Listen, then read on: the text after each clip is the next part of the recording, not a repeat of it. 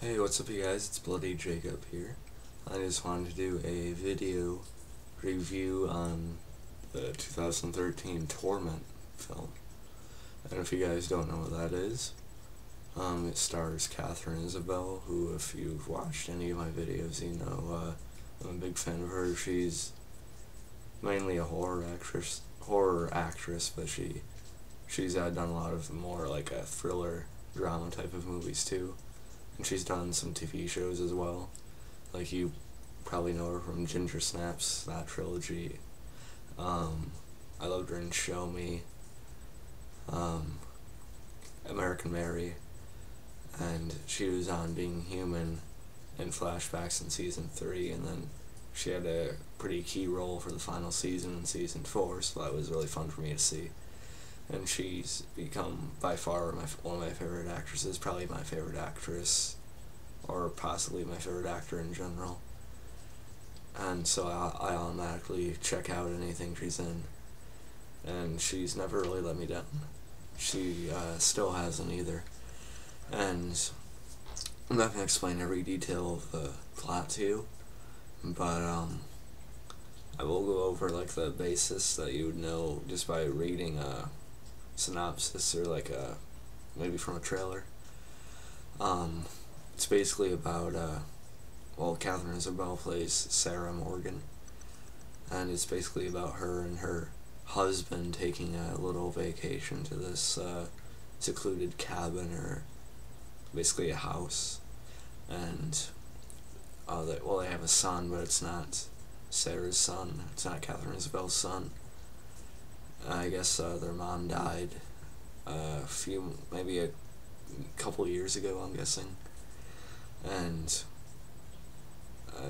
after that, the guy, his name's Corey, he remarried, Katharine Isabelle's character to Katharine Isabelle's character, Sarah, and since then, the son, Liam, he's resented Katharine Isabelle a lot, not really because of anything she's really done, it's really just about the whole psychology of, missing his mother and, accepting that his father loves someone else now, or at least loves someone in a different way.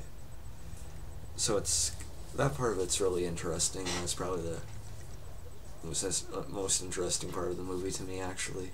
I'm a big fan of the psychological drama stuff, so I thought that was pretty well done, but maybe it could have focused a little bit more on that.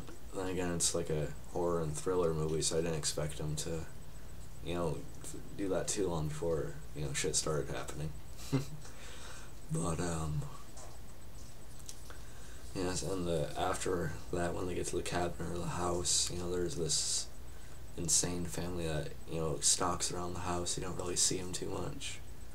But you've seen, like, before they got there, they murdered the family there. And, you just see them once in a while, like in flashes, walking past the doorway or in the hallway or something like that. Until Liam goes missing during the night. And, speaking of Liam, he really gets in Katharine Isabelle's character's mind, saying, I love my dad, I love my mom, but, we're not a family because they don't love you. And really, like I said, I understand the psychology behind it. I've seen things like that before in, movies and things like that, but even still, the kid was really, really bratty. Then again, you gotta understand it to a degree, though. So during the night, Liam goes missing, and, they're panicking, and, eventually, Corey calls the sheriff, and hold on, let me get out.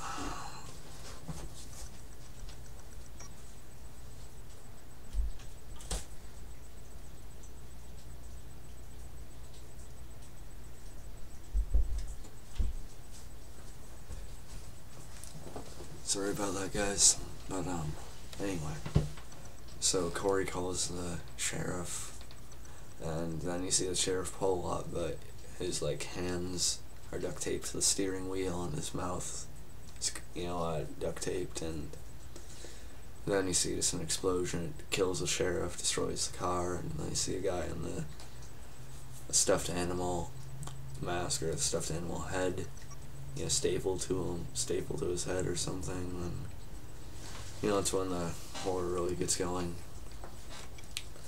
And I'm not going to explain every part of it to you, I'm not going to go through every bit of it, but I thought it was the suspenseful parts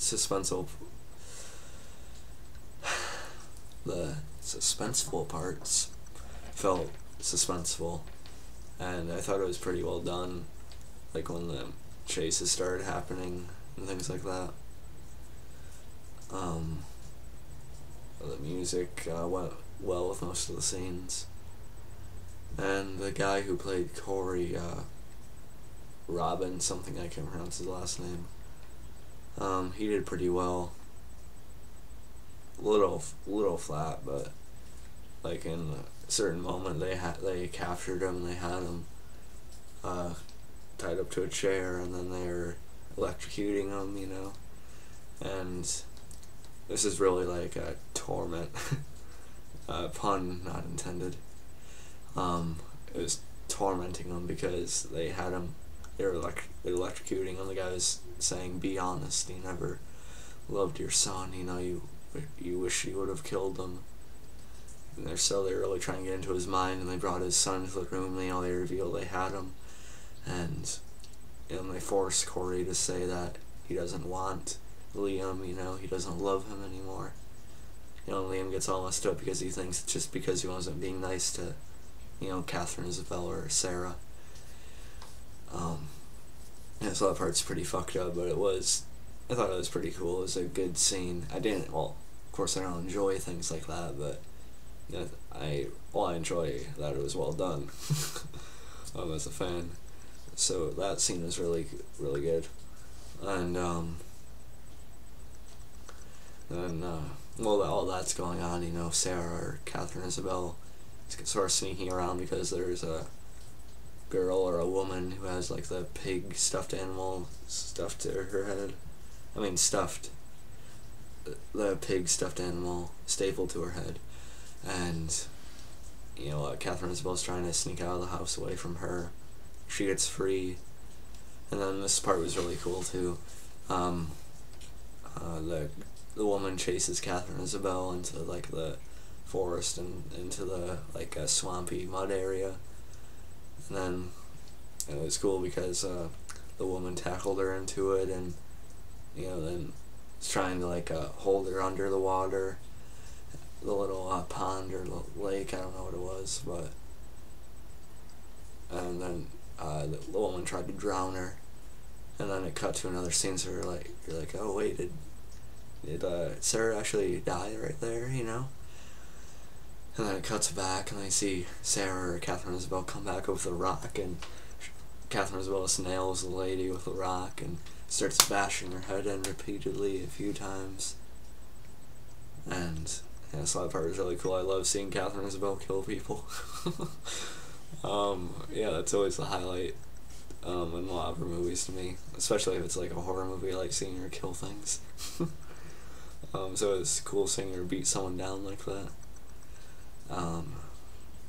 And she gets away after that, and let's see, I'm trying to forget anything. Like I said, I'm not going to go through everything though. And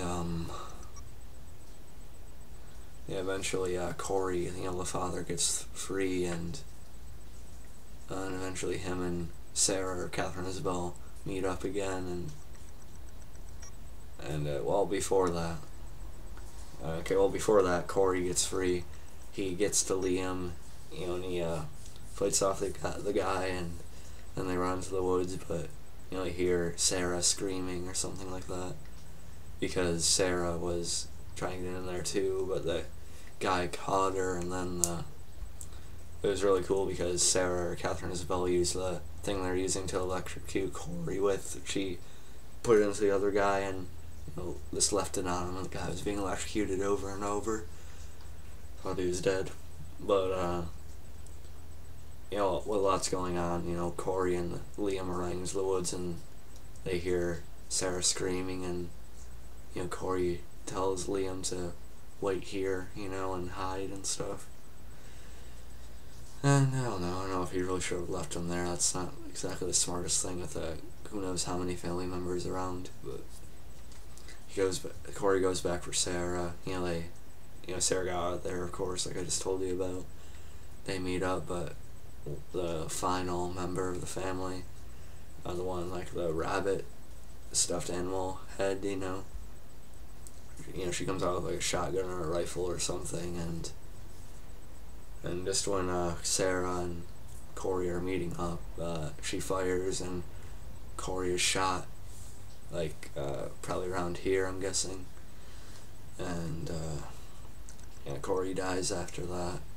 Which is kind of sad to see because the whole kid's attachment to his father instead of his mother thing, was one of the main points of seeing his father die, was kind of twisted. But I sort of expected something like that to happen, either to him or to Sarah herself. But of course I never liked seeing Katharine Isabelle die, so I was happy it wasn't her. But and after that, Katharine Isabelle, or Sarah, manages to find Liam, and Liam's freaking out because where's Dad? And Sarah tells him he saved us, which maybe comforted the kid to a degree. And after that, we finally get the police over there and the paramedics and things like that. One of them tells Sarah she's sorry about her husband. And so Corey is officially dead, and we did get a little bit of a nice touching scene with Sarah and Liam at the end, sitting in the ambulance. Corey brought out the blanket that his biological mom always had in that chair that he wouldn't let Sarah sit in earlier. And he brought it out to Sarah in the ambulance, and he said, so you don't get cold. And he curled up to Sarah. That's kind of touching. He's seen Sarah smirk a little bit, so that was nice to see. At least the kid's coming around a little bit. And he sort of gives all the pretty much a hell that Sarah went through to save him, but it was still a nice little payoff. And you sort of seen that coming eventually in the end, but it's still, like I said, satisfying to see. And so Sarah and Liam are driven off in the ambulance, and you see I forgot to tell you about that. The girl that came out with a gun that killed Corey and stuff. Yeah, she eventually ran out of ammo when she was firing at Sarah in the woods, and Sarah eventually got the gun away from her and knocked her out. And so we see the little girl who's actually the little girl from the beginning of the movie, because the original family that was killed that we seen at the beginning, little girl that we thought was going to be killed that was laying on the bed, it was actually her. And you see her in the back of a cop car being driven off, and then she's just completely changed and emotionless. And you could kind of see the psychology behind it, because her father that we've seen at the beginning of the movie, is pretty abusive. So maybe the psychology is saying that, parents don't love them, so we're gonna make them one of our own, or something like that. So in a twisted way, it sort of kind of makes sense. Not really though, sort of. But so that kind of explains why she could be with them.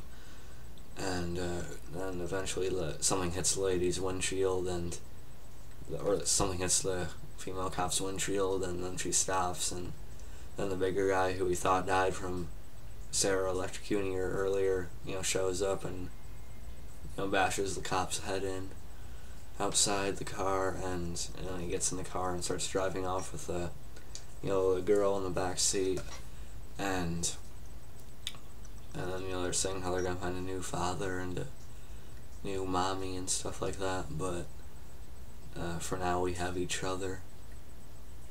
And they just drive off after that. Then we see the other one, the kid, the younger one, that was with the family. You know, he's in the ambulance, but he kills the driver and stuff like that. So that's pretty much the ending. Overall, I thought it was pretty decent. I thought, of course, I loved Katharine Isabelle in the movie. I love her and everything. I thought she portrayed the fear and the anxiety throughout the movie pretty well. And like I said before, I love seeing her kill things or kill people, so that was cool seeing her get physical in certain scenes. And, you know, the ending with her and Liam was touching, but tragic because Corey, the father, was killed.